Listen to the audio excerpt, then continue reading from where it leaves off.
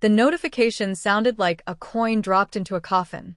One small ping, bright and harmless, rolling across the desk in my childhood bedroom while dawn leaked through the curtains and painted my textbooks the color of old bruises. I had not heard that sound in years. In my first life, that exact group chat tone had kept me awake for 3 nights before the Crownbridge final assessment, then followed me into every disciplinary meeting afterward like a witness that refused to speak. Now my phone trembled beside my elbow with a message from someone who was supposed to be mourning me, and for 3 full seconds, I could not move. The screen lit up with the name of the chat, Class 12A Final Rescue. Under it, Nadia Voss had written, "Everyone stop panicking." I found a way. Her profile picture was the same. Glossy black hair, tilted smile, hand under chin, eyes soft enough to fool adults and sharp enough to cut girls like me into pieces. Beneath her message, 31 typing bubbles appeared and vanished in waves, my entire graduating class breathing inside one glowing rectangle. In my first life, I had stayed in that chat because I was afraid leaving would make me look selfish. This time, with my heart hammering so hard I could taste metal, I placed my thumb on the screen, opened the chat information, scrolled past every familiar name, and pressed leave group before anyone could finish typing. The screen asked, "Are you sure you want to leave Class 12A Final Rescue?" It was such a polite little question for something that had once destroyed my future. I almost laughed. I wanted to tell the phone that yes, I was sure. Yes, I understood. Yes, I would rather walk barefoot over glass than spend another lifetime trapped in that bright little cage where every message could be rewritten into guilt. Instead, I pressed confirm, watched the chat disappear from my inbox, and sat perfectly still, as if silence itself might have fingerprints. The room around me was unchanged from the morning that had ruined me. Pale blue walls, cracked mirror, exam timetable pinned above my desk, winter uniform hanging from the wardrobe door, a chipped mug full of pens arranged by color because I used to believe being prepared could save me. On the floor beside my bed sat the canvas tote where I had kept my annotated syllabus, my handwritten summaries, and the practice essays I had shared too freely with people who smiled while sharpening knives. In 12 hours, Nadia would send an emergency answer bank into that chat, claiming it came from a private tutor who worked with the assessment board. In 16 hours, half the class would memorize it word for word. In 48 hours, an entire cohort would write the same artificial phrases, the same false case citations, the same impossible statistics, and the board would fail them together for coordinated misconduct. In my first life, they had survived by pointing at me. I had not written those answers. That was the ugly, useless truth. I had not built the file, had not uploaded it, had not told anyone to trust it, had not even understood what AI-generated pattern match meant until the hearing officer read the report aloud in a voice drier than paper. But my name had been everywhere because Nadia had made sure of it. She had borrowed my notes, copied my folders, used my phrasing, and told the class that I was too anxious to send it myself, but wanted everyone to have an equal chance. When the answer bank turned out to be contaminated with fabricated references and repeated machine phrasing, the scared students remembered who had always helped them before and chose the easier story. Mara gave it to us. Mara said it was safe. Mara told Nadia to post it. I had opened the chat during the investigation and seen my own old messages sitting innocently above Nadia's file. Reminders about deadlines, explanations of difficult concepts, encouragements at midnight. Because I had stayed in the group, because I had not objected fast enough, because I had once believed silence was kindness, the board said I had created an environment where unauthorized shared material could circulate under my implied authority. My result was voided. My scholarship vanished. My parents stopped answering calls from neighbors. Nadia cried on camera, retook the exam privately through an appeal, and entered the academy that had once been mine. This time, my first act of revenge was not dramatic. I did not storm into school waving evidence. I did not reply with a clever line. I did not expose Nadia before breakfast and give her time to adjust. I simply left. Then I stood, crossed the room, took my old cracked backup phone from the drawer beneath my socks, and turned it on. The battery icon blinked at 9%, but it was enough. In my first life, I had learned the hard way that people could edit screenshots, delete messages, claim panic, claim confusion, claim that everyone misunderstood. But system logs were harder to charm. The backup phone still held the group invitation link from the night before, the one my class monitor had sent by text because the messaging app sometimes refused to add new members. I copied it into the browser, did not join, and saved the landing page showing the group title, the admin list, and the timestamp of my departure from the app on my main phone. Then I plugged both phones into my laptop and created a folder named Weather Photos, because in my first life I had named evidence folders like evidence folders, and my aunt had handed my laptop to Nadia's father while I was at the hearing. He had wiped it clean by accident.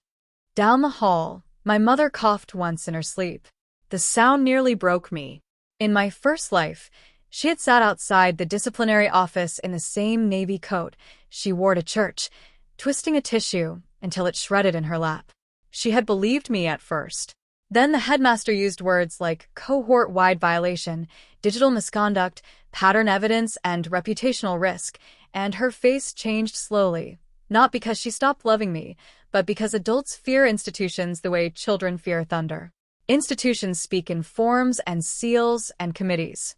Daughters speak with shaking hands.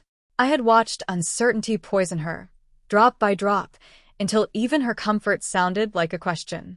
Now I stood outside her bedroom door and listened to her breathing, wanting to open it, fall to my knees, and tell her everything, that I had died in a rented room above a bus station at 26 after 7 years of trying to rebuild a name no one trusted, that I had returned to the morning before the trap, that I was going to save myself even if the whole class called me cruel.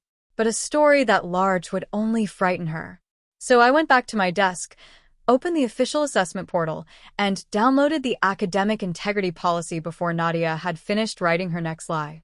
The policy had always been there. That was what made betrayal feel so stupid afterward. All the rules we pretended were mysterious were written in black and white on page 5. Candidates must not circulate, receive, memorize, rely upon, or reproduce unauthorized answer banks, model responses, machine-generated summaries, fabricated source lists, or group-generated exam solutions. The Crownbridge final assessment was not a normal school exam. It ranked students for government-funded places at the National Civic Institute, the place everyone in our class had been trained to want since year 9. One place meant tuition, housing, mentorship, internships, and a clean road into law, diplomacy, policy, finance, or whatever shiny future parents whispered over dinner. Missing the cutoff meant paying private fees elsewhere or watching a life narrow in real time. That pressure made good students stupid and selfish students powerful. Nadia understood that better than any teacher. She did not force anyone to cheat. She only created a room where fear did the pushing. Then she stood at the door, handed everyone a shortcut, and made sure my shadow fell over it. At 7:03 a.m., my phone rang. I stared at Nadia's name until the vibration stopped. She called again. Then came a private message. Mara, why did you leave? We need everyone in there. I did not answer. Another message appeared before the first had cooled. Did something happen? People are asking. I let it sit unread. 3 appeared, vanished, appeared again, which meant she was deciding whether to sound concerned or offended. Finally, she sent a voice note. I did not play it.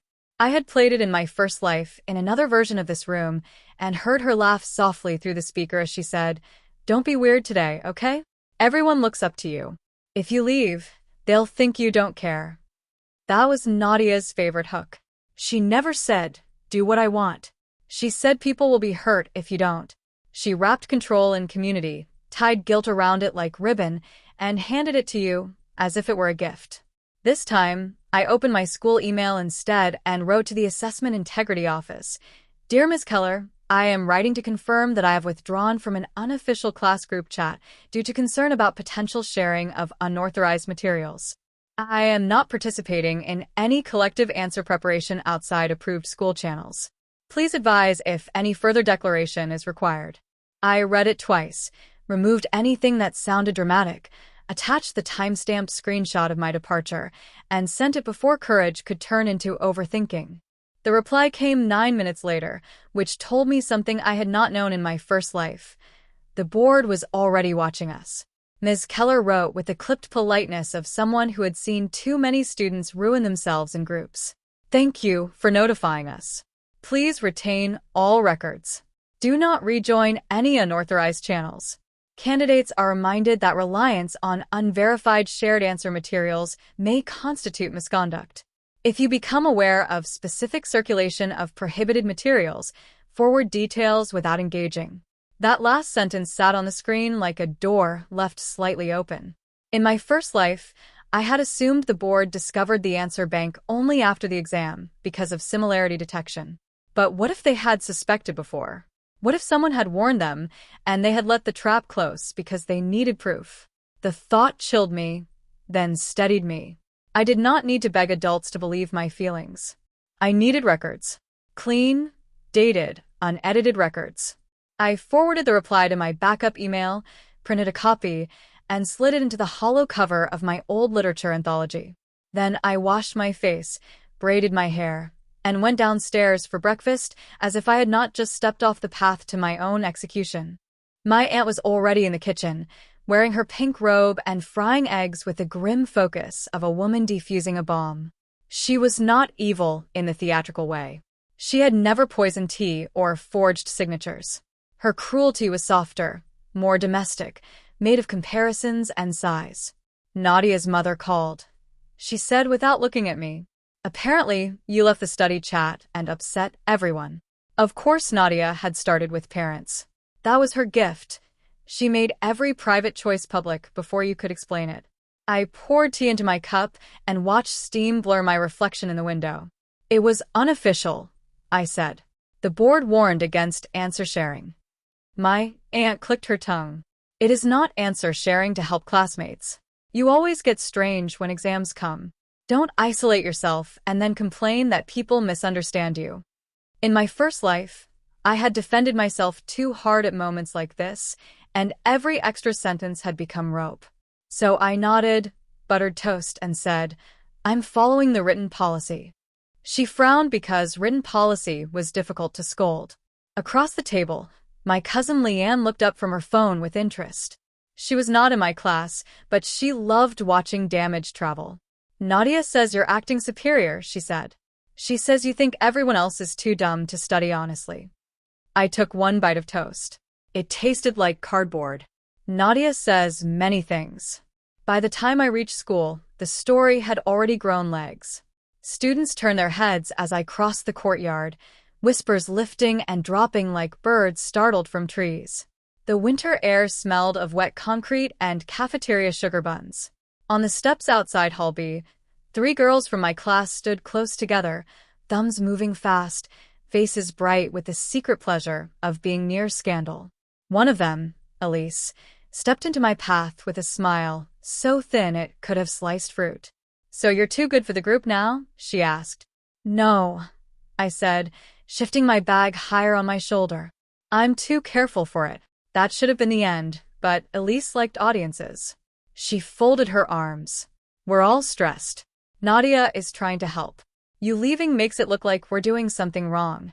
There it was, the exact trap. If I stayed, my presence became approval. If I left, my absence became accusation. I looked past her at the windows of the administration building, where the assessment coordinator's office sat on the second floor. If nothing wrong happens in that chat, I said, then my leaving won't matter. Elisa's face tightened. Behind her, someone stopped typing. I walked around them and did not look back, though every muscle in my body wanted to turn and measure the damage. Homeroom was worse, because Nadia was there. She had chosen the center desk near the windows, not her usual seat, because center desks made girls look approachable and wounded. She wore her uniform perfectly. Blazer pressed, collar sharp, hair clipped back with a navy ribbon that matched the school crest. Her eyes were red enough to suggest she had cried, but not swollen enough to look ugly. When I entered, she looked up with a careful little flinch, as if I had been the one to hurt her. The room quieted. Even Mr. Arlen, who was writing notices on the board, paused with chalk in his hand. Nadia waited until I sat 2 rows behind her before turning. "Mara," she said softly, so everyone had to lean in to hear. "Can we talk?" Privately, in my first life, I would have followed her into the corridor, where she would have cried, apologized for being intense, asked to borrow my notes, and left with enough material to build my cage. This time, I opened my textbook.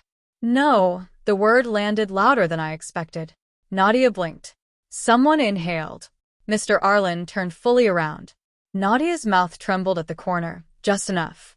I don't understand why you're punishing everyone. I flipped to the chapter on administrative ethics. I'm not everyone's parent. It was not a clever line, not beautiful or noble, but it was true, and truth spoken plainly can feel indecent in a room trained for manipulation. The first pattern interruption came at 10:16 a.m. when the school Wi-Fi crashed. It was not a normal crash, not the lazy spinning wheels we were used to during lunch. Every classroom screen went black at once, and the principal's voice crackled over the speakers asking teachers to keep students in rooms until the network reset. Panic moved through 12A like smoke because our class did not panic about fire drills or storms. We panicked about disconnection. Phones appeared under desks. Students whispered passwords for mobile hotspots. Nadia bent over her screen, thumbs moving fast, lips pressed together. I knew why. In my first life, the answer bank had been uploaded during second period, disguised as a shared revision checklist. The Wi-Fi crash had delayed it by 20 minutes, which was why I remembered the exact time. Everyone had laughed about the universe trying to stop us. No one laughed afterward. Now, from the corner of my eye, I watched Nadia switch from school Wi-Fi to her own data and send something with a little satisfied tap. A second later, half the class relaxed. The file had gone out. I was not in the chat to see it arrive, but I saw its reflection in their bodies, shoulders dropping, eyes brightening, fear turning into appetite. People do not look relieved by ordinary notes. They look relieved like that when someone has offered them a way out. At lunch, I went to the library instead of the courtyard. That, too, was deliberate. In my first life, I had eaten with a group, listened to them debate whether the answer bank was ethical, and said the fatal sentence, "Just be careful and don't memorize anything blindly." They had quoted only the first 3 words at the hearing. Just be careful. As if I had been a leader giving instructions. This time, I sat beneath the biography shelves, opened my own printed syllabus, and wrote a clean study plan on paper. No shared documents. No cloud folders. No highlighted rumors. The librarian, Ms. Rowe, passed my table twice before stopping. She was a small woman with silver hair cut bluntly at her chin and glasses on a chain. In my first life, she had been the only staff member who asked whether I wanted water during the investigation. I had cried so hard I could not answer. Now she looked at the empty chairs around me and said, "You've separated from the flock." I capped my pen. Flocks fly into windows sometimes. Her mouth twitched. Only when one bird leads badly. She placed a stack of blank index cards beside me as if that were normal. For revision. Paper leaves a quieter trail. My fingers tightened around the pen. She knew something. Maybe not everything. Maybe not the future or the trap, but enough to make kindness precise. Thank you, I said. She tapped the top card once and walked away. The file reached me anyway because traps dislike witnesses but love gossip. At 1:32 p.m., an unknown number sent a screenshot with a message. "Did you really make this?" For a second my heart stopped. Then I opened the image and saw the title that had once become a curse. Civics Final, High Probability Response Bank, MV Clean Version. My initials sat at the top like a fingerprint planted on a knife. Beneath them were 27 model paragraphs, each polished in that smooth dead way machine writing often has when it is trying to sound human. Balanced, confident, slightly empty, full of invented phrases like Section 14C of the National Administrative Conduct Act, which sounded real enough to seduce desperate students and fake enough to ruin them. In the margin, someone had added little flame emojis beside the highest risk prompts. Nadia's message appeared under the file preview. Mara asked me to share because she doesn't want everyone crowding her today. Please don't spread outside our class. We rise together. There it was, almost elegant in its cruelty. She had turned my absence into mystique. I did not reply to the unknown number. I saved the screenshot, exported the metadata, forwarded it to Ms. Keller with the exact words the board had asked for. I have become aware that a document is circulating with my initials attached. I did not create, approve, distribute, or review this document. I am not in the chat and have not been since 6:14 a.m. For the rest of the afternoon, the class treated me like a locked door. People wanted access, reassurance, confession, denial. They came in pairs because cowards feel braver beside mirrors.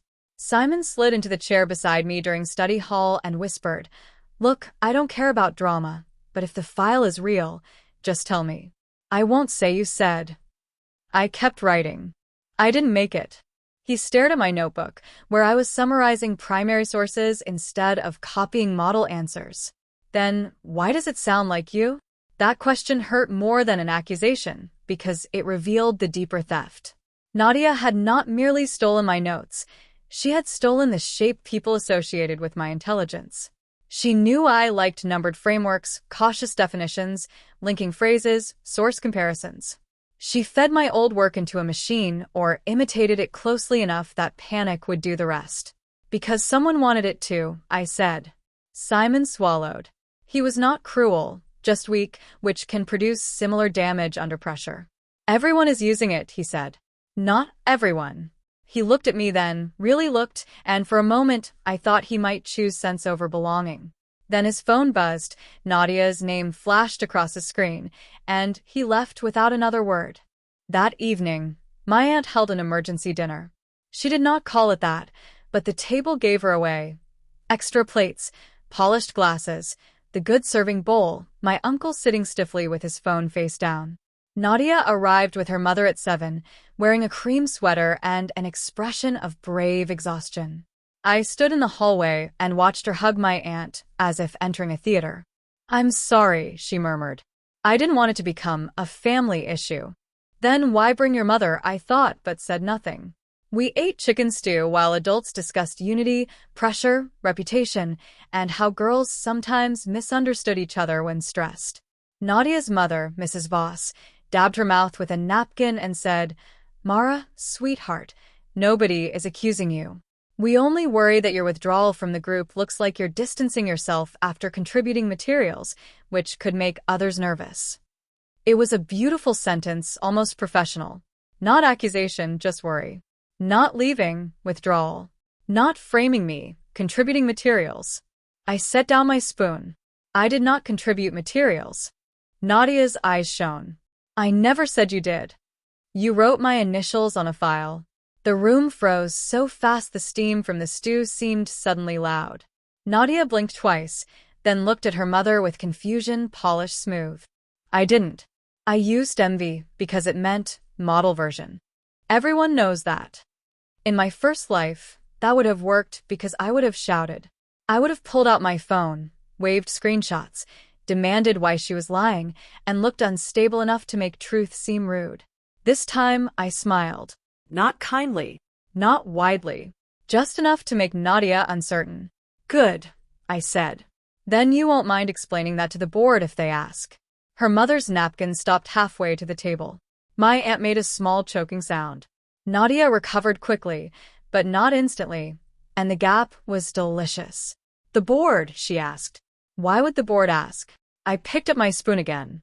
Because I reported that someone used my initials on an unauthorized answer file. My uncle muttered something under his breath. Mrs. Voss leaned forward. "Mara, involving officials over a misunderstanding could harm many students. Then many students should stop using misunderstandings to prepare for a national assessment." Nadia's face changed by 1 degree. Only 1. The watery hurt dried from her eyes, leaving something flat and old underneath. "You'd really do that to the whole class?" she whispered. I looked at her across the table, at the girl who had once done exactly that and blamed me for the ashes. "No," I said. "They can still choose what they write."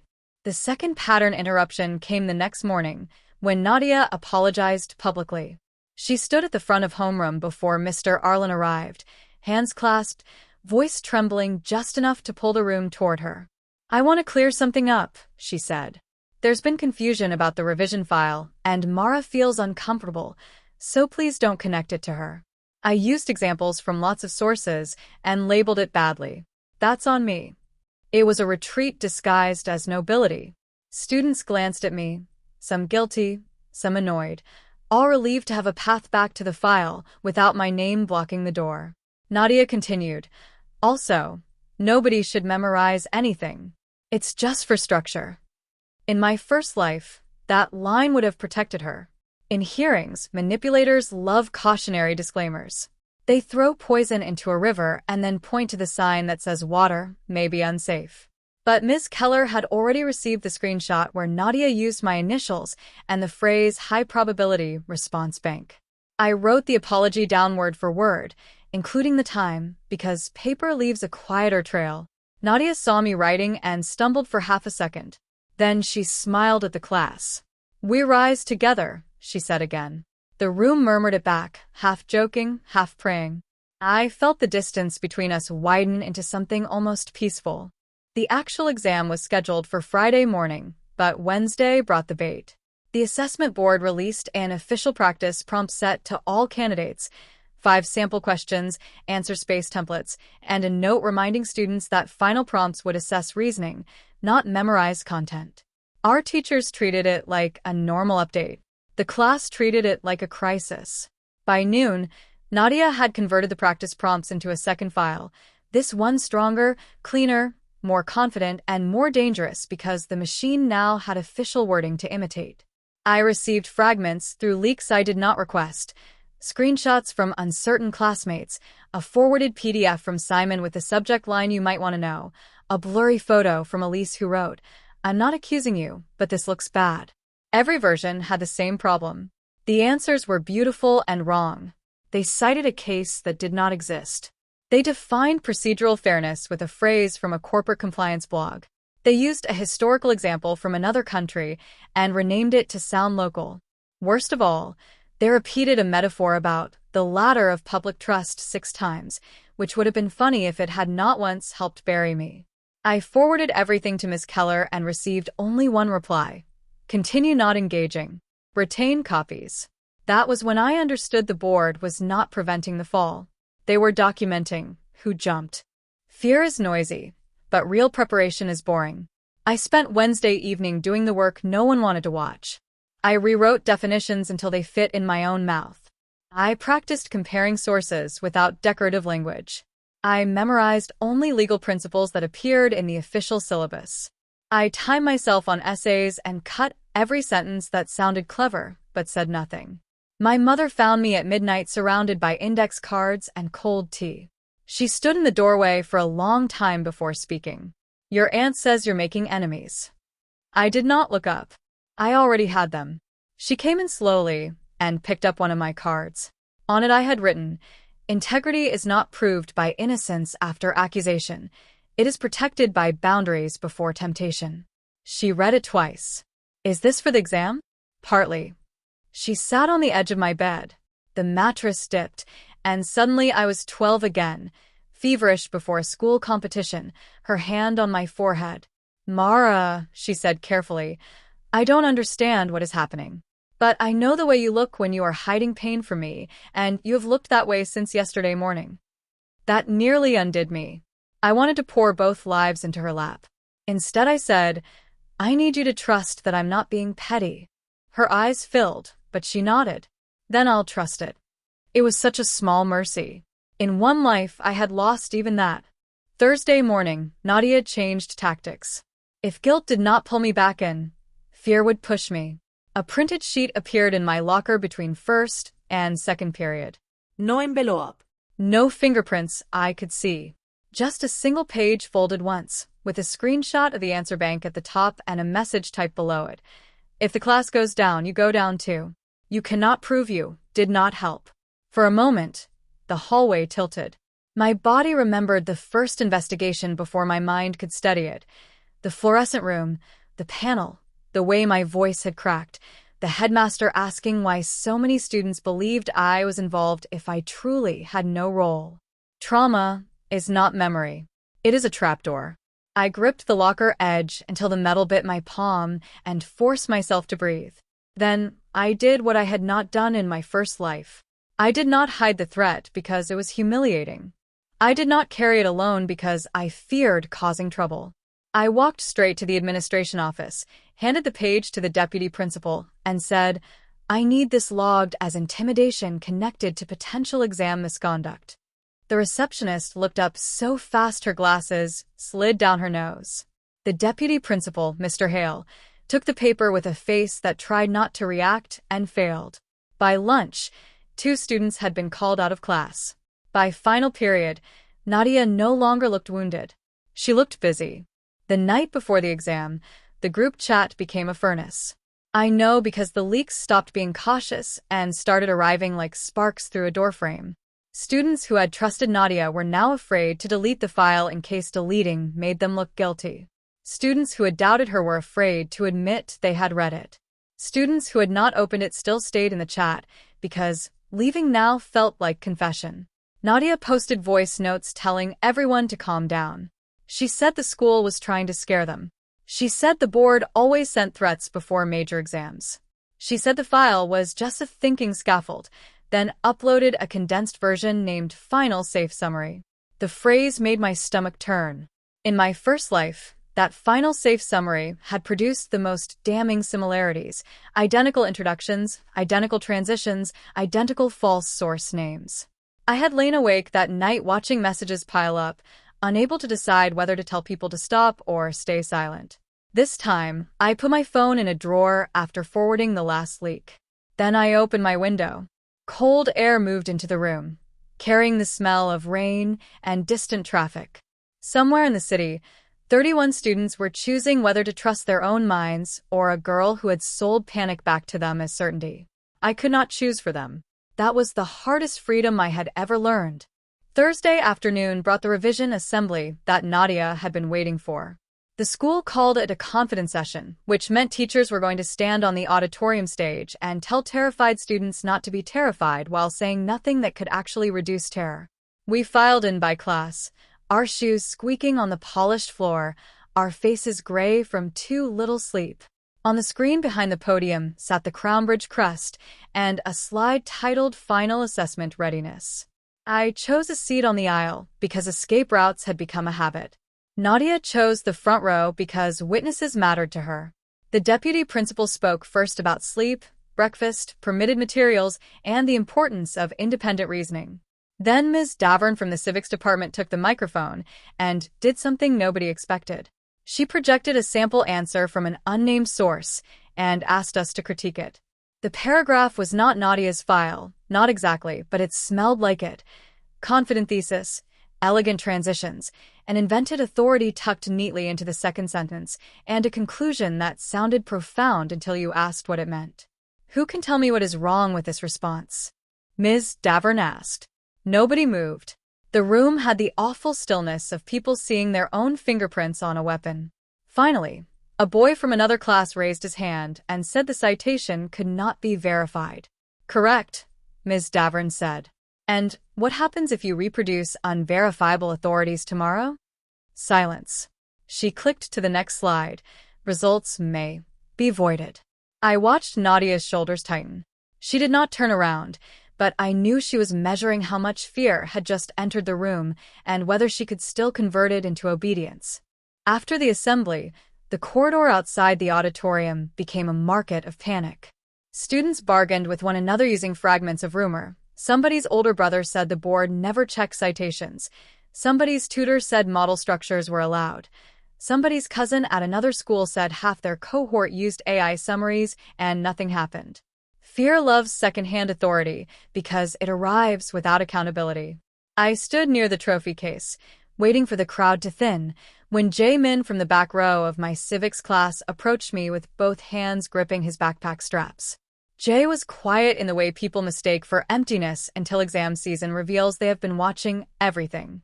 I left the group too, he said without greeting. My heart gave one hard beat. When? He swallowed. After Nadia posted the final summary. I know that's late. I didn't download it, but it opened in preview. I panicked and left. He looked so ashamed that, for a moment, Revenge loosened its grip, and I remembered these were children being fed into a machine built from fear, ambition, and parental expectation. Email the board, I said. Now. Tell them exactly when you left and what you saw. Don't explain too much. Don't accuse unless you have evidence. Just make a record. He nodded, then hesitated. Everyone thinks you're trying to save yourself. I almost smiled. I am. The honesty surprised him. But that doesn't stop them from saving themselves, too. Jay looked toward the courtyard, where Nadia stood surrounded by students again, speaking quickly, palms open, face earnest. She said, "Leaving makes us look guilty." "Staying can make you guilty," I said. He took out his phone. That evening, Nadia tried one final performance, a live study call. The invitation reached me through Leanne, who burst into my room without knocking and held out her phone like a warrant. "They're doing a class review stream, and everyone says you're too scared to join." On her screen, 30 small faces floated in boxes around Nadia's larger video window. She had arranged warm lighting, a bookshelf behind her, and a mug beside her laptop that said "Future Leader." I recognized the setup from my first life. The call had been where she turned doubt into consensus. She did not say memorize the file. She opened questions, let others confess fear, then gently guided them back to the shared document as if the group had decided together. "Put it away," I told Leanne. She smirked. "So you're scared?" I looked at my cousin, who had always confused cruelty with sophistication because adults laughed when she aimed it at the right target. "Yes," I said. "I'm scared of being stupid twice." That wiped the smirk from her face. She left, but not before turning the volume up. Nadia's voice drifted through my door from the hallway. "The board wants independent reasoning, obviously. That doesn't mean we can't align our frameworks. If our answers sound similar because we studied together, that's not misconduct." A boy asked about the fake citation from assembly. Nadia laughed lightly. "Then don't use that exact citation. Use the concept. Guys, please don't spiral." There it was. The poison diluted, not discarded. I opened my laptop, wrote a time-stamped note documenting the live call as secondhand information, and then did something I had never managed in my first life. I closed the computer and slept for 6 hours. Sleep did not come gently. It came in pieces, broken by dreams of blue message bubbles multiplying across walls, of exam papers with my name already printed in red, of Nadia standing in a hallway holding my mother's hand. At 2:40 a.m., I woke sweating and almost checked my phone. The urge was physical. A group chat creates the illusion that if you stop watching, something irreversible will happen without you. That was how it keeps people obedient. But something irreversible had already happened. I had left. I lay in the dark and forced myself to list facts, not fears. Fact: I had departed before circulation. Fact: I had notified the board. Fact: I had not authored the file. Fact: I had evidence of false attribution. Fact: my exam answers tomorrow would be mine. Under those facts lived another one I was less proud of. Part of me wanted them to fail. Not all of them, not Jay, not the students who had panicked and pulled away, but the ones who had cornered me in corridors, smiled at my discomfort, accepted my initials when it helped them, and denied my warnings when it did not.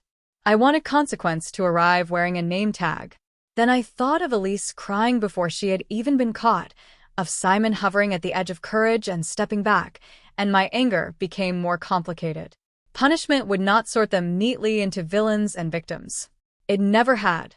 Nadia was the architect, but the building stood because everyone brought bricks. Before leaving for the assessment center, I stopped by the school chapel. I was not especially religious, and in my first life I had entered that chapel only once after the scandal, when someone had scratched cheat into my locker and I needed a place to breathe without being watched. But the door was unlocked, the corridor was empty, and the stained glass windows threw blue and gold patches across the floor. I sat in the back pew with my admission slip in my lap and listened to the old pipes creak in the walls. On the notice board near the entrance, someone had pinned a quote about character being what you do when nobody sees. I used to believe that. Now I knew character was also what you document, because somebody will lie about what they saw. I did not pray for victory. Victory sounded too much like needing other people to lose. I prayed, if prayer is what you call speaking honestly into silence, that I would not become so obsessed with proving I had been wrong that I forgot to live after being cleared. The thought frightened me. Revenge can keep a person upright, but it cannot teach her how to walk once the enemy falls. When I stood, my reflection in the dark window looked older than 17. Maybe that was what rebirth really stole. Not time, but the luxury of being naive inside it. On the bus to the assessment center, Nadia sat 4 rows ahead with her headphones in and her notes open on her lap. The aisle was crowded with damp umbrellas and nervous knees. Nobody spoke loudly. Every few minutes, a phone buzzed before someone remembered devices would soon be sealed away. I looked out the window as the city slid past, bakeries lifting shutters, office workers hurrying under awnings, a cyclist swearing at a taxi. The world had the audacity to continue normally on days that decided lives. Halfway there, my phone vibrated with an email from Ms. Keller. It contained no reassurance, no secret, just a final reminder. Candidates who have reported concerns should focus on their own independent work. Do not discuss ongoing investigations at the assessment venue. I read it twice, then deleted the notification from the lock screen and saved the email offline. Across the aisle, Simon watched me. His face looked hollow. "Mara," he whispered, "if I read it but don't use it, am I okay?" The bus engine growled over wet asphalt. 30 heads could have turned. None did, but listening has a posture. I chose each word carefully. I'm not the board. Write only what you can support from the exam materials and the syllabus. Don't reproduce anything you can't verify. He nodded, eyes wide, as if I had handed him a rope. Nadia removed one earbud at the front of the bus. She had heard enough to know control was leaking. The assessment center lobby smelled of rain, paper, and expensive disinfectant. Staff directed us into lines according to candidate number. Above the check-in desk, a digital board flashed reminders in a loop. No devices. No unauthorized materials. No communication after entry. I watched students surrender phones with the reluctance of people handing over oxygen. When my turn came, the staff member scanned my ID and paused. For one cold second, I thought something had gone wrong. Then she placed a small blue sticker on my admission slip. "Integrity Office Note," she said quietly. "You may be asked to remain after the exam for a brief statement confirmation. It does not affect your sitting." Behind me, someone sucked in a breath. I thanked her and moved on. The sticker felt like both shield and target. Nadia saw it when we passed through the corridor. Her eyes flicked down, then up. "Special treatment," she murmured, "too low for staff." I smiled without slowing. "Special records." Her jaw tightened. It was a tiny exchange, meaningless to anyone else, but it steadied me more than any inspirational speech could have. She still believed the story would be won by performance. I had finally learned it would be won by paperwork. Exam morning arrived ugly and wet. Rain slapped the pavement hard enough to bounce. The Crownbridge Assessment Center stood at the edge of the university district, all glass walls and gray stone, with flags snapping above the entrance, like warnings. Candidates gathered under umbrellas, clutching admission slips, transparent pencil cases, Lucky Charms, bottles with labels removed. My class clustered near the side entrance around Nadia, whose smile had become almost feverish. She wore a white headband, the kind girls in dramas wear when they want to look pure under pressure. When she saw me, she lifted a hand as if nothing had happened. "Good luck, Mara," she called. The group went quiet. I smiled back. "You too." It was not kindness. It was punctuation. Inside, staff checked our IDs twice. Phones went into sealed pouches. Bags went into numbered lockers. We walked through a metal detector and into the main hall where rows of desks stretched beneath cold white lights. My seat was B17. Nadia sat in D04, far enough away that I could see only the back of her head. On each desk lay a sealed paper, face down, with a red sticker across the corner. "Do not open until instructed." My hands were steady until the chief proctor stepped onto the platform and said, "Before we begin, Candidates are reminded that the board will conduct enhanced post-examination similarity, source validity, and process pattern analysis for this sitting. Around the hall, paper rustled without moving. The exam itself was not easy, but it was honest. That mattered. The first prompt asked about the limits of procedural discretion in emergency administration, not the exact question Nadia's file predicted. The second asked candidates to evaluate a flawed policy memo, requiring them to identify missing evidence rather than recite doctrine. The third presented a fictional public health dispute with source extracts that contradicted one another. It was designed to punish memorized answer banks because the facts twisted away from every generic model. I felt the old temptation rise when I saw phrases that resembled the leaked file. A weaker version of me might have panicked and grabbed at familiar wording. Instead, I crossed out my first sentence when it sounded too smooth. I wrote slowly. I cited only the sources in front of me. I allowed one paragraph to be plain rather than impressive because plain truth survives audits better than borrowed elegance.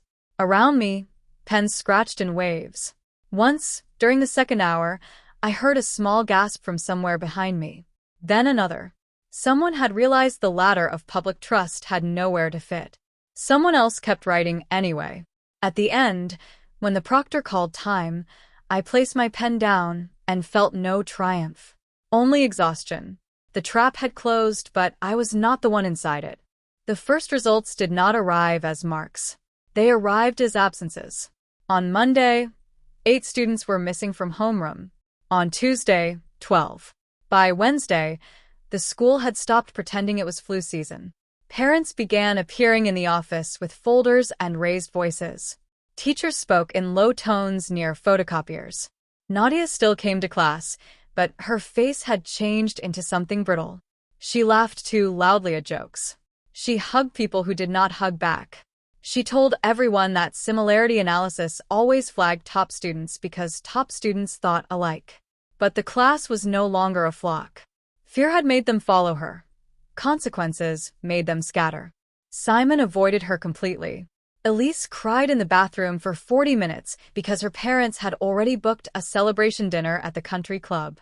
The unknown number who first sent me the screenshot messaged again. "Did you know this would happen?"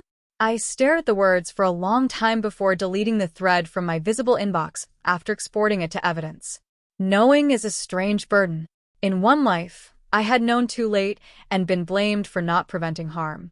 In this one, I knew early and still could not rescue people determined to confuse warning with betrayal. The board summoned candidates in batches. My notice came Thursday afternoon, printed on cream paper and delivered by Mr. Hale himself. He did not hand it to me in front of the class. He asked me to step into the corridor, closed the door behind him, and said quietly, "This is a witness interview, not a misconduct hearing." The distinction made my knees weak. In the interview room sat Miss Keller, a legal observer, and an IT integrity analyst with tired eyes and a laptop covered in evidence tags. They asked when I left the chat, why I left, whether I created any shared files, whether I recognized the phrase MV clean version, whether I had been threatened. I answered carefully. I gave them the printed email, the screenshot, the threat note log number, the leaked file copies, the message from Nadia claiming model version, and my handwritten study notes. The analyst compared metadata while we sat there. "Her personal notes do not contain the fabricated authorities," he said after several minutes. No ladder metaphor either. The legal observer looked at me over her glasses. "Did you warn any students not to use the file?" My throat tightened. No. I reported it through the proper channel and did not engage. She nodded, not with warmth, but with approval of procedure. In my first life, procedure had crushed me. This time, procedure was a wall. Nadia's hearing happened the following Monday in the auditorium because there were too many families for the conference wing. The board called it an information session, but everyone knew it was a battlefield with better chairs. Students sat with parents, stiff and pale. Teachers lined the sides. The principal stood near the stage, looking 10 years older than he had in September. I sat beside my mother in the third row, hands folded, my aunt 2 seats away vibrating with a need to whisper. Nadia entered late with her parents and a lawyer. She wore black, which was either confidence or theater. For one wild second, I remembered my first hearing, me at a small table, alone except for my mother, Nadia sitting behind me with tissues, pretending grief. The memory passed through me like a blade, and left. Ms. Keller opened the session by explaining that the board had identified a coordinated pattern of unauthorized reliance on shared machine-generated answer materials. She did not use the word AI at first. She said machine-generated because it sounded less glamorous and more stupid. Screens lit behind her showing anonymized excerpts from exam papers, identical structures, identical false authorities, identical wording around sources that had not been in the exam. Then she displayed the fabricated case citation. A murmur moved through the room as parents realized this was not about similar studying. It was about copying a map to a place that did not exist. Then came the part Nadia had not prepared for. Ms. Keller clicked to a slide titled Distribution, Origin, and Attribution. My initials appeared first, but only because the board displayed the circulated file name, MV Clean Version. Nadia's lawyer stood quickly. We object to the implication that my client authored. Ms. Keller raised one hand. Please wait for the full sequence. The next slide showed the group chat admin list. Nadia's account was marked as creator. 2 other students were marked as moderators. My name was grayed out with the note, Departed Group 614, prior to prohibited file circulation. A small sound escaped my aunt, half gasp, half defeat. My mother's hand found mine under the chair. The next slide showed Nadia's upload timestamp. Then the apology she had delivered in homeroom, confirmed by 3 witness statements. Then the dinner text she had sent her mother afterward, recovered because one of the moderators submitted their phone. Mara ran to the board, so we switched story. MV means model version. Tell mom. The auditorium exploded. Not with screams, not yet, but with the collective intake of people watching a saint trip over her own halo. Nadia stood. For the first time in either life, she forgot to look fragile. That's out of context, she said, voice sharp enough to cut through the room. Everyone was asking for help.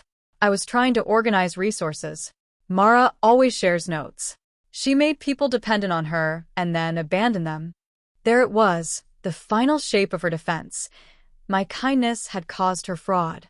In my first life, that argument had worked because I believed it a little. I had wondered whether helping people for years made me responsible when they followed the wrong helper. But responsibility has edges. Mine ended where deception began. Ms. Keller did not argue emotionally. She clicked again. The next slide showed a side-by-side comparison of my real notes and Nadia's file. My notes had cautious bullets, cited syllabus sections, and warnings against memorization. Nadia's file had fabricated citations, predicted prompts, and the line "Please do not spread outside our class." The board finds no evidence that Mara Vale authored, approved, or benefited from the prohibited file, Ms. Keller said. We find substantial evidence that Nadia Voss distributed it, falsely attributed it, and encouraged candidates to rely on it while attempting to obscure responsibility after notification of concern. Nadia's mother made a sound like someone had stepped on glass. The sanctions were read without drama, which made them heavier. All candidates whose scripts demonstrated substantial unauthorized reliance on the prohibited file would receive a fail for the sitting, with eligibility for retake determined individually after academic integrity training. Candidates who knowingly distributed, modified, or promoted the file would be barred from retake for 2 years. Nadia Voss, identified as principal distributor and false attributor, would have her result voided, her Crownbridge honors recommendation withdrawn, and her candidacy referred to the National Civic Institute as an integrity risk. The words did not satisfy me the way revenge fantasies had promised. I did not feel fire, only a deep unclenching. Around the auditorium, students began to cry. Some cried because they were guilty, some because they had trusted the wrong person. Some because consequences feel unfair when temptation was communal but punishment arrives individually. Nadia did not cry. Not at first. She looked at me, and hatred moved across her face so nakedly that even people in the back row saw it. You planned this, she said. The room quieted. I stood because sitting while accused had ruined me once. No. I said, my voice steadier than my hands. I left. That sentence did what shouting could not. It was too simple to twist. I left. I left before the file. I left before the lie. I left before the class chose convenience over caution. Nadia stared as if I had slapped her. You knew, she whispered.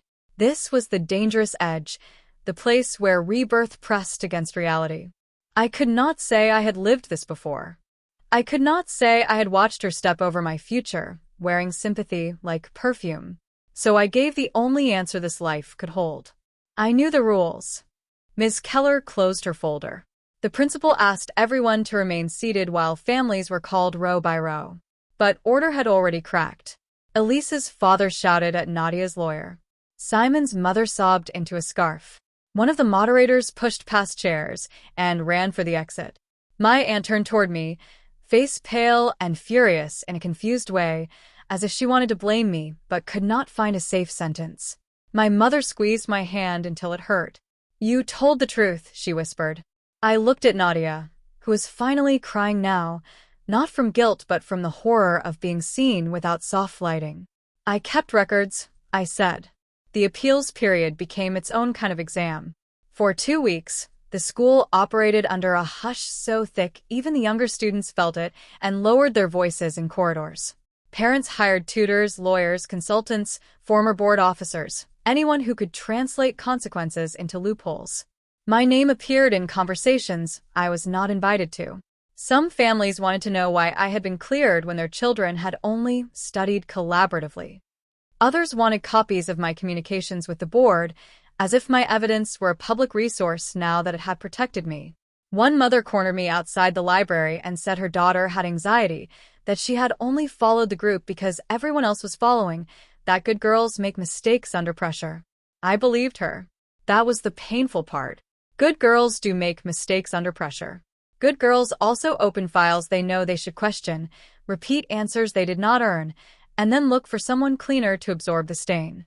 I told the mother I was sorry for her daughter's distress and referred her to the board. She stared at me as if compassion, without self-sacrifice, were counterfeit. In my first life, that stare would have forced me to explain until I bled. This time, I walked away shaking, but I walked away. Jay found me in the library during that same week with a folded result notice in his hand. He had not passed, not fully.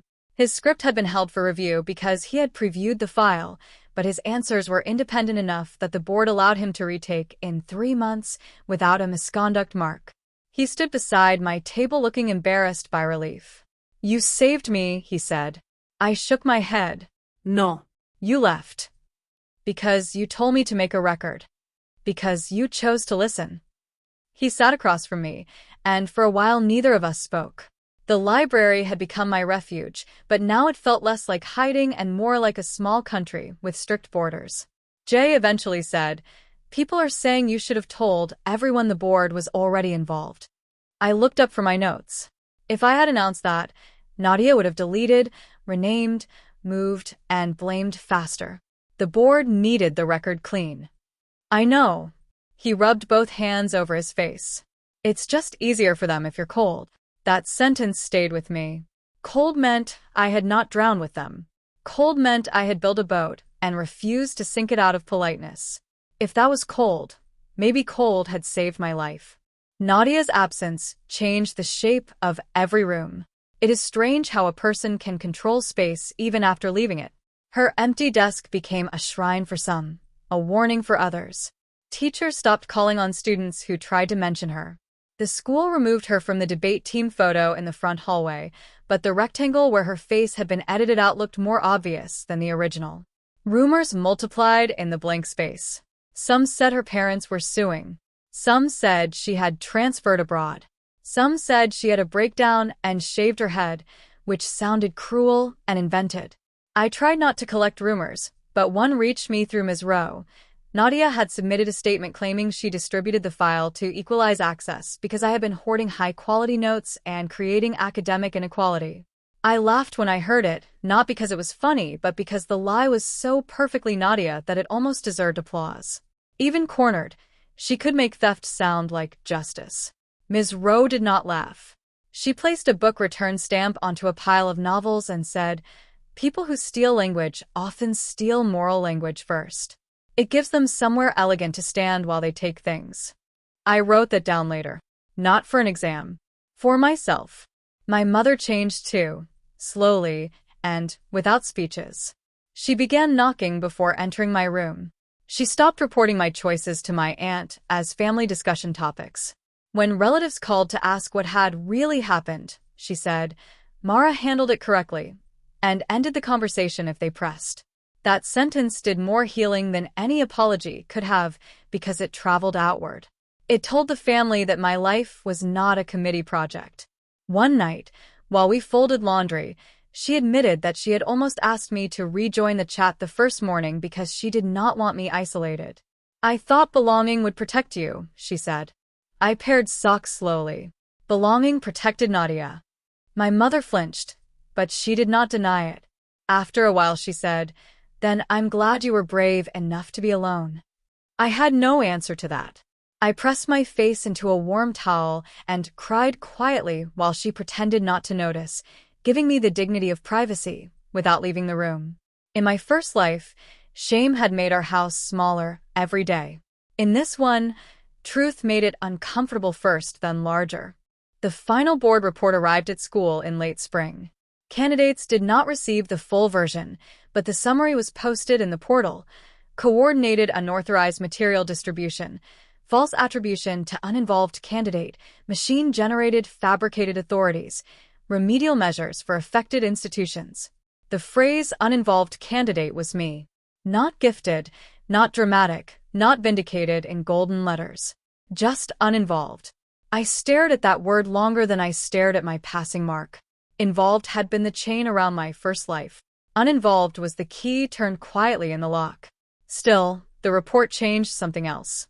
Crownbridge introduced a new rule: no unofficial class-wide assessment chats during final ranking periods. Students complained immediately. Teachers said it would reduce confusion. Parents called it excessive. I watched the debate from a distance and thought about how people love open doors until someone uses one to carry in a knife. Rules are always called harsh by those who benefited from softness. The aftermath did not turn me into a hero overnight. That is a lie stories like to tell, because clean endings are easier to swallow. At school, some students thanked me, but only when no one else was around. Others avoided me because my innocence reminded them of their choices. A few blamed me openly, saying I could have warned the whole class harder, louder, earlier, as if a girl already being framed owed perfect rescue to the people accepting the frame. Teachers became careful around me. The principal offered a private apology full of phrases like institutional learning and communication gaps. I accepted it on paper and trusted it nowhere. Nadia withdrew before formal expulsion could appear on the school newsletter, though everyone knew. Her mother tried to spread a version where Nadia had been targeted for peer-supported study innovation, but the phrase was too ridiculous to survive contact with teenagers. The group chat vanished, deleted by an admin too late, but copies lived everywhere, in board archives, in parent inboxes, in the phones of students who had learned that a screenshot can be either gossip or evidence depending on who holds it first. As for me, I kept going to the library. I kept writing on index cards. I kept eating lunch alone until solitude stopped feeling like punishment and started feeling like air. There was one more meeting before the year ended, though nobody advertised it. Mr. Arlen asked me to remain after class on a rainy Tuesday, then led me to a small seminar room where Miss Keller was waiting with a folder and 2 cups of tea. My first reaction was fear, immediate and humiliating, even after everything had been cleared. That is another thing stories lie about. Vindication does not erase the body's memory of being summoned. Miss Keller must have seen it, because she said at once, "You are not in trouble." I sat anyway, hands folded under the table, so she would not see them shake. She explained that the board was reviewing how schools taught academic integrity, and they wanted anonymous student input from someone who had resisted group pressure.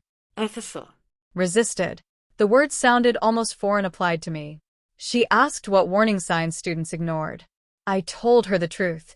Secrecy disguised as unity, confidence without sources, leaders who made leaving feel like betrayal, and adults who praised helpful students so much that refusing unreasonable help looked selfish.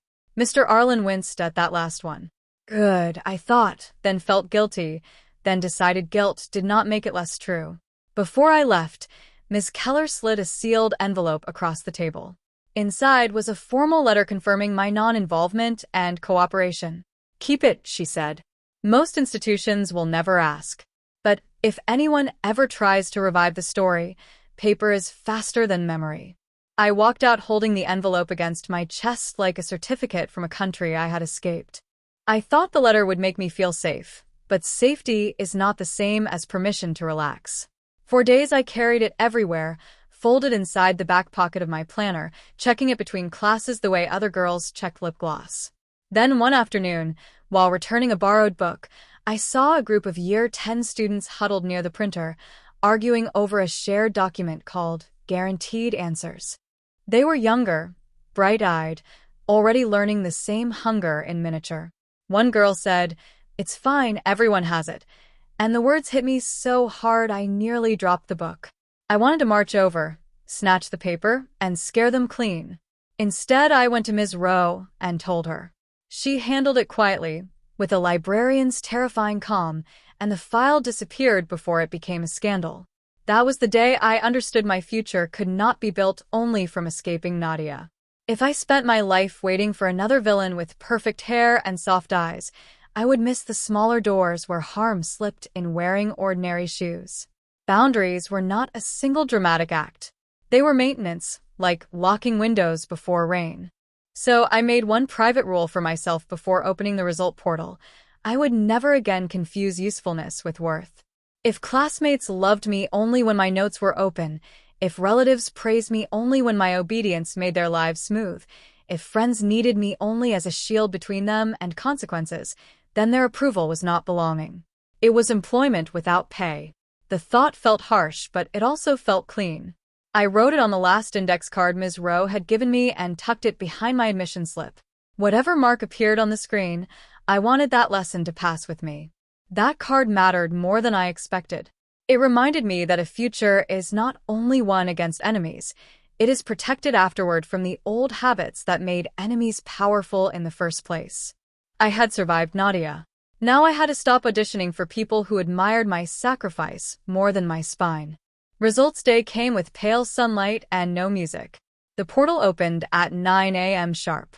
My mother sat beside me at the kitchen table, one hand around a mug she had not drunk from. My aunt hovered near the sink pretending to rinse grapes. I logged in with fingers that remembered failure. For a moment the page spun, blank and white, and my body prepared for humiliation because bodies believe history more than calendars. Then the result appeared. Pass. National Civic Institute cutoff exceeded. Integrity status, clear. Scholarship eligibility maintained. I read it once, twice, then a third time because survival sometimes needs repetition before it becomes real. My mother covered her mouth. My aunt dropped a grape into the sink and did not pick it up. No one cheered. The silence was better. It had room inside it for everything we could not explain. The life I had lost, the trap I had escaped, the girl I had stopped being. My phone buzzed with messages from classmates, some congratulating me, some asking for advice on appeals, one from Simon that said only, "I should have listened." I did not answer immediately. I made tea first. I buttered toast. I watched morning settle on the table like something ordinary and precious. Nadia's final message arrived 2 weeks later from a new number. It came at night while I was packing for the Institute preparation program, folding sweaters into a suitcase that still smelled faintly of cedar. "You ruined everyone," she wrote. I sat on the floor with the phone in my hand and felt, to my surprise, no fear. In my first life, a message like that would have hollowed me out. I would have drafted replies, deleted them, cried, wondered whether she was right. This time, the answer was clear enough to be almost boring. Y tipa, no. I left a group chat. Then I blocked the number. Outside my window, rain began softly, turning the streetlights into blurred gold. I placed my index cards in the front pocket of my suitcase, not because I needed them anymore, but because they reminded me of the method that saved me. Boundaries before explanations, records before arguments, silence before performance, truth before popularity. The class that trusted Nadia's artificial answers failed together because they wanted certainty without work, community without accountability, and brilliance without thinking. I passed alone because I finally understood that alone is not the same as abandoned. Sometimes alone is the only place clean enough to hear your own mind. On the morning I left for the institute, the bus station was crowded with students dragging suitcases, parents giving last-minute instructions, younger siblings pretending not to cry. I spotted a few faces from Crownbridge among the crowd, retake candidates heading to integrity workshops in another city. Some looked away. One girl nodded. That was enough. My mother adjusted my scarf, even though it was not crooked. "Call when you arrive," she said. "I will." She hesitated, then touched my cheek the way she had when I was small. "I'm sorry I didn't understand sooner."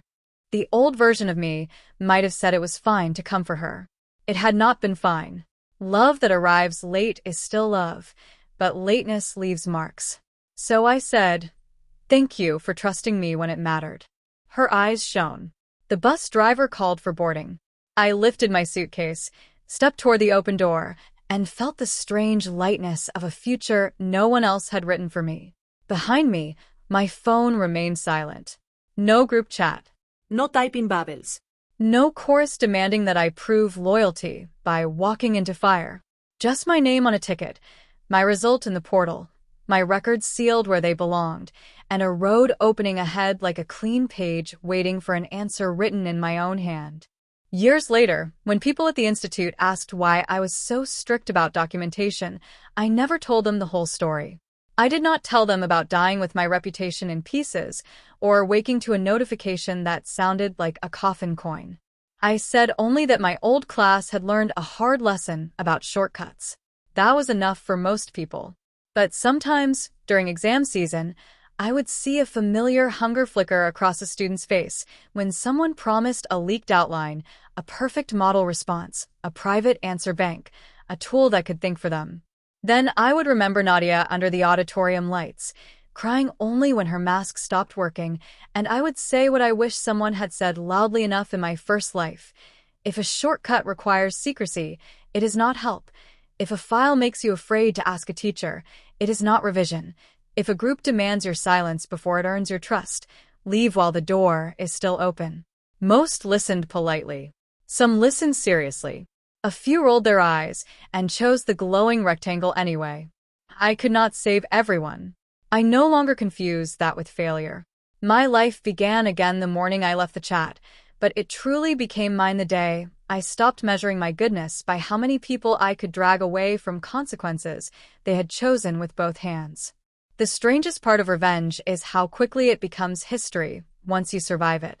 The scandal that had once swallowed the entire school became a cautionary slide in annual integrity training.